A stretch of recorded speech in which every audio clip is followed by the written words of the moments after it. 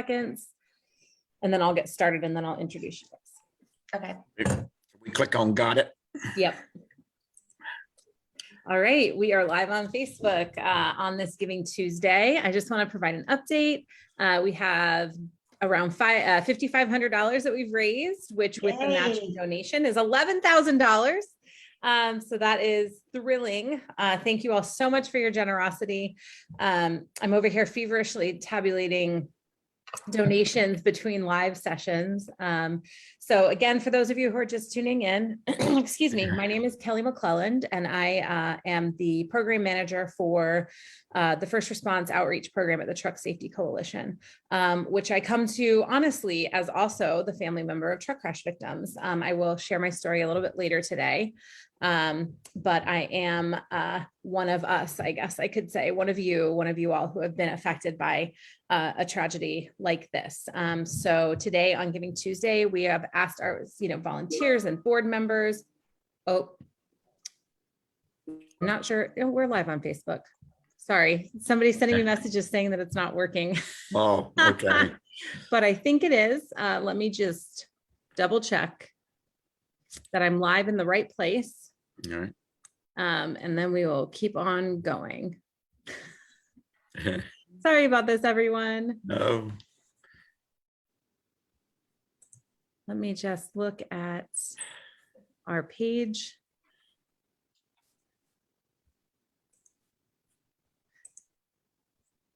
And see, I'm going to go ahead and stop this and we're going to start. Oh, no, we're working. I'm so sorry, everyone. Sorry about that.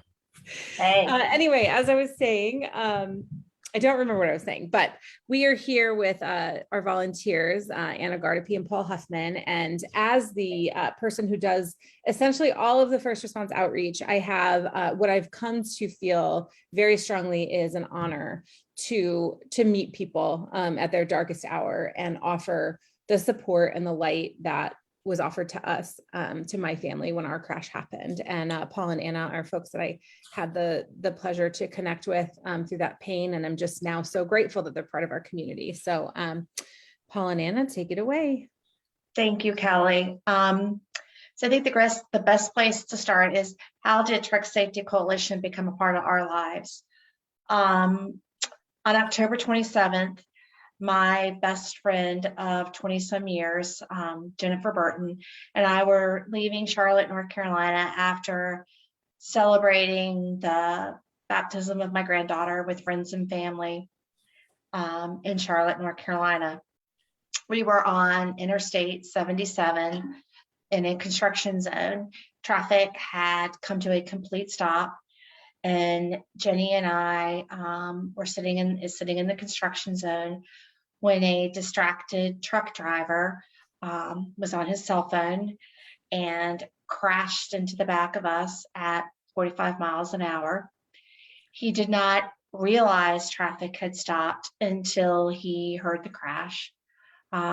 Jenny and I were crushed between his tractor trailer and the tractor trailer in front of us.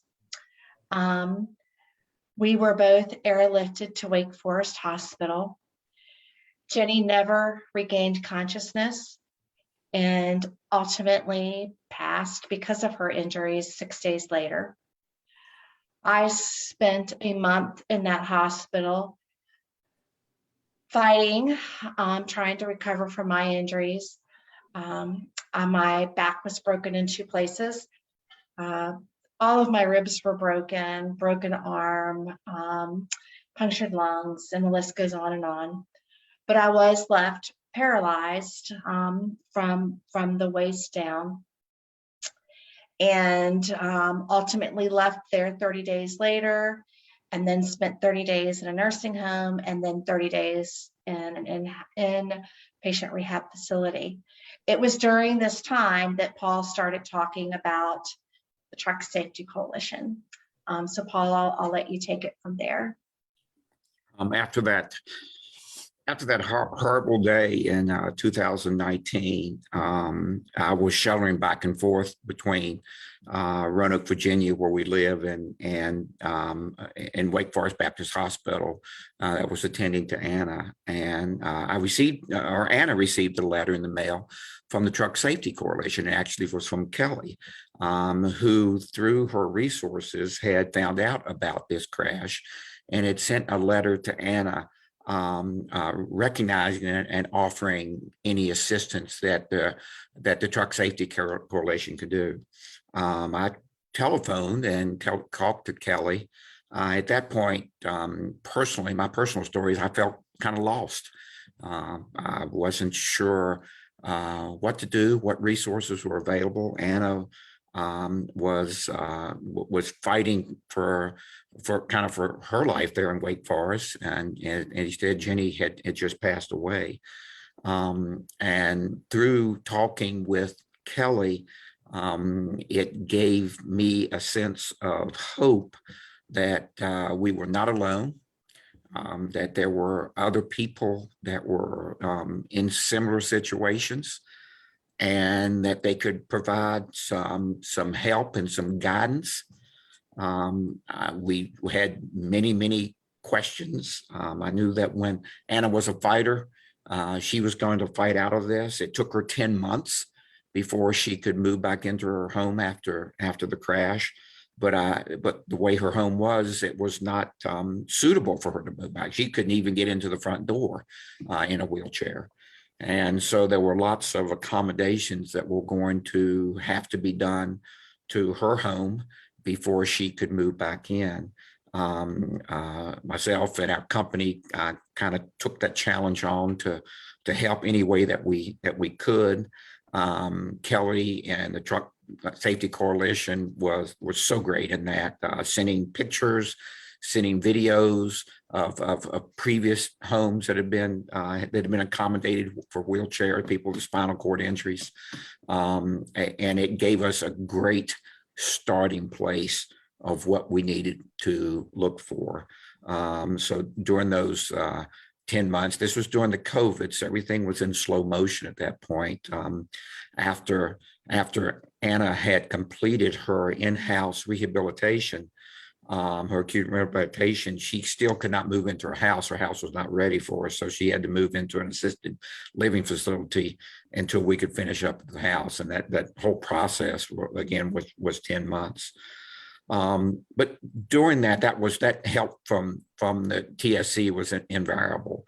But as we got to know them even more and got to know the situations of Anna's crash even more, we began to discover all of the issues that are out there, all the faults in the trucking laws, the lack of protection for the victims, the people like Anna, the people like Jenny and Jenny's family, that lack of legal protection that's out there right now, that the Truck Safety Coalition is fighting for change.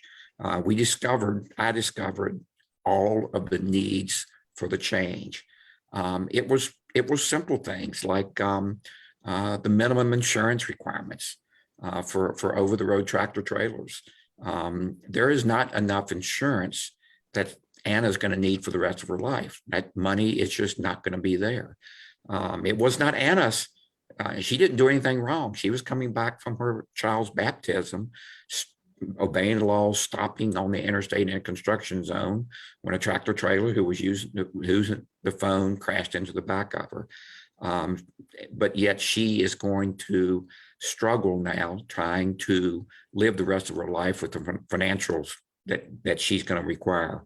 That's just one of many items that I have discovered that need to be changed. And through the Truck Safety Coalition, it's providing advocacy for people like Anna to advocate for positive changes in this country to protect the victims. And that's been through the TSC. It's been just an incredible experience. It's been an incredible positive experience, and one that I am personally looking forward to working with for many, many years to come. For me, Truck Safety Coalition has been a way for me to find the reason why I was left here. When you are a victim of such tragedy and you're left alive, and you shouldn't be. The first responders who saw the crash did not think anybody was alive.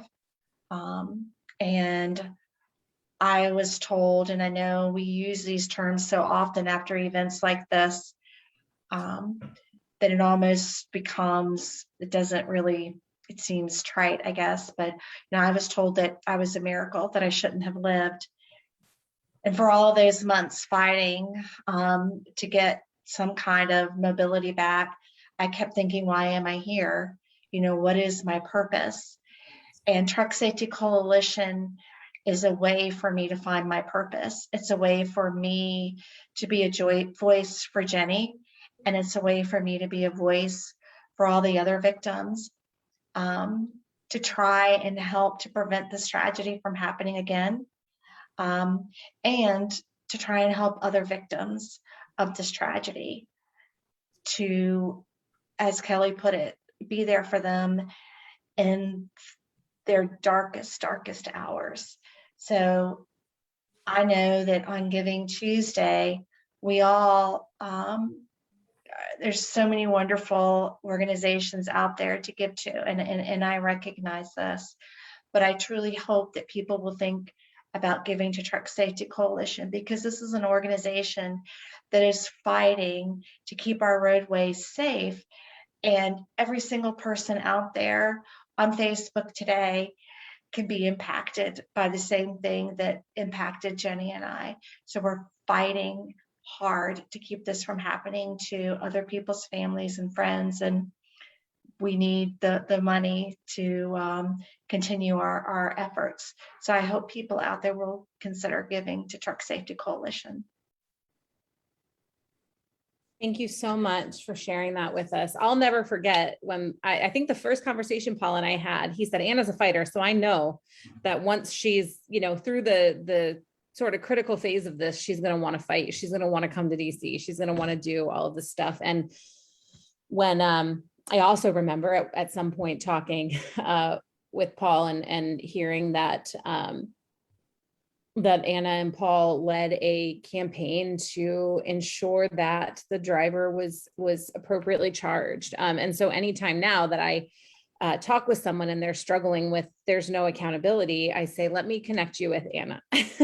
Anna can tell you how she did that, how she worked to bring attention to these issues. And in terms of the financial support, I know when my family's crash happened, my dad tells a story of, he got the phone call at work, and when he left to go to the airport to fly to where my family was, he had found like $1,000 of cash that people had just been stuffing cash in his pocket. We were in Akron, and I had connected with a small community of people there, and they showed up at the hospital and they gave me $100, to help pay for food and whatever.